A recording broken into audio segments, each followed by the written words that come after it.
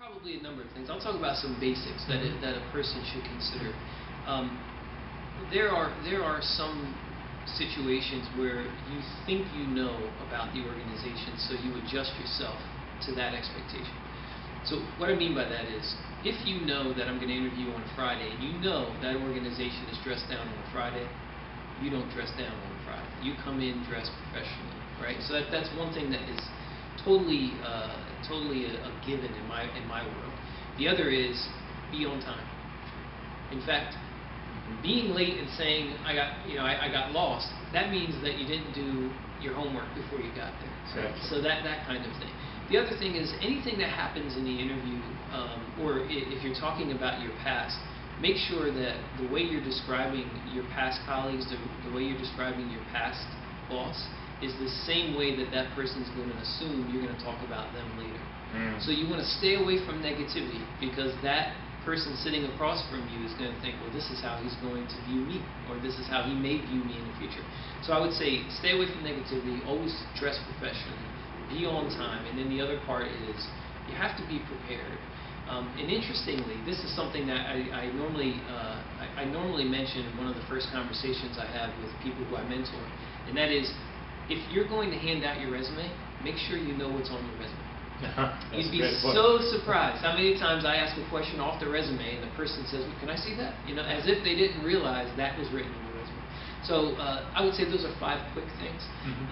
Aside from that, I mentioned before about the LinkedIn and all of these things. I would not want to don't get too let's say, casual during the interview, right? Don't get too casual too early, because that too can make people feel a little uncomfortable. And what I mean by that is very similar back to your, don't look like a stalker, but also don't look like you and I are friends already. This is an interview, right? So but shouldn't you match the person who interview? Like sometimes you go to the interview and see this person exciting and just out there. Should I match him in the interview and be like same energy, excitement, or just be by myself? I would try to maintain I will try to be the same with every person you meet, and I'll tell you why. They will compare notes. And what you don't want to look like is you're someone who parrots whoever you're interviewing with. Interestingly, many years ago, that used to be a recommendation, that whatever the person's doing or interested in, that's what you're interested in. I don't think that's the way it is anymore. Managers, especially good managers in places that recognize talent, they understand that they want to hire people who are a bit different than them. They think differently than them. So if you come in there and you're basically trying to behave as the person that you're interviewing with, you could turn them off. Yeah.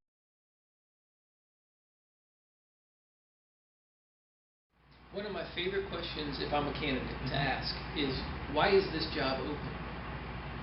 Okay. And I'll tell you why that's interesting, because we often, as candidates, have to explain ourselves. Why'd you leave this job? Why'd you leave this job? You're going through your resume. One of the things that's interesting to understand is why the person who was before you left. Or if it's a new job, what created the need for this job? Right? Again, back to curiosity. I want to know why you need me. I want to know what you expect for this role. The next is, and I would say this could go one way or the other. It's not uncommon to get asked this question, but if you're in a position to ask the question, it's much better. And you could say, first 90 days on the job, what does it look like for me? All right, so the manager now has to tell you what the expectation is that this person will do in the first 90 days. That's incredibly helpful, especially if this is your first interview, because now you know what's expected of this role that's not on the job description, right? They won't read the job description. They're going to talk about how you network throughout the organization, how you get to know the place, and some of the deliverables that they would expect in the first 90 days, if any. But the expectation is really exciting for a candidate to get that inside picture of who used to be here and why aren't they here anymore, where did it go wrong, what did they not do, or why did they leave, and then what's expected of this person in the first 90 days. Should I ask about vacation, salary? My recommendation is always leave those things for the next step. Your goal in a first interview, most jobs today, even entry-level jobs, tend to have more than one. They'll at least have a phone screen and then a face-to-face, or in some cases they'll have more than one face-to-face. Your job in the first interview is to get the next interview. And it's not until you start negotiating everything that you talk about benefits, you talk about time off. You don't want to get the impression too early that your first priority is how much time do I have off, right? That's not the That's a great point, actually. Yeah. What I like, and again, it all started with the fact that I've done my homework on you. We've had a conversation that was a little bit separate from the position, and it was more about our interests. One of the things that I like to do, and also as a person who does interviews, what I like to receive is some follow-up. And it doesn't have to be a thank you card written out. It can also be an email. But put something in the email that hooks them, that they remember you by. I'll give you two examples. In one case, I was interviewing with a CEO, and she and I talked about bringing up her executives, bringing them to another level. And we talked a lot about how do you do that. And actually, at the follow-up, I sent her an email, and of course, say the normal things. Good to meet you. I'm really interested. And then I attached an article that was about precisely what she said she needs to do, which is taking her executives from this point to this point. And that was what the article was about. Now, she may never have read it, but what she does know is I paid attention to what she told me. So that's one.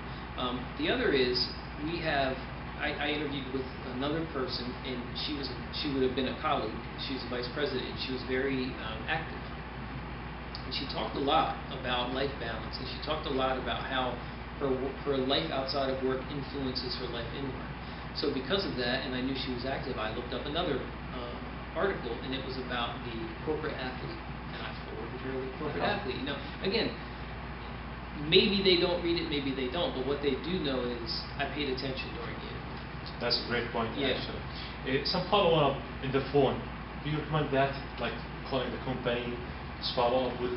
Yeah, I would make sure you knew who you should follow up with if you have any other questions, because you don't want to necessarily bother the person you're interviewing with if there's someone more appropriate.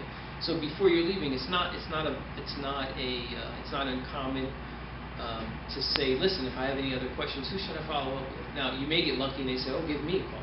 That's great. But in some cases, they'll say, hey, make sure you follow up with the recruiter. So it establishes who your first point of contact should be.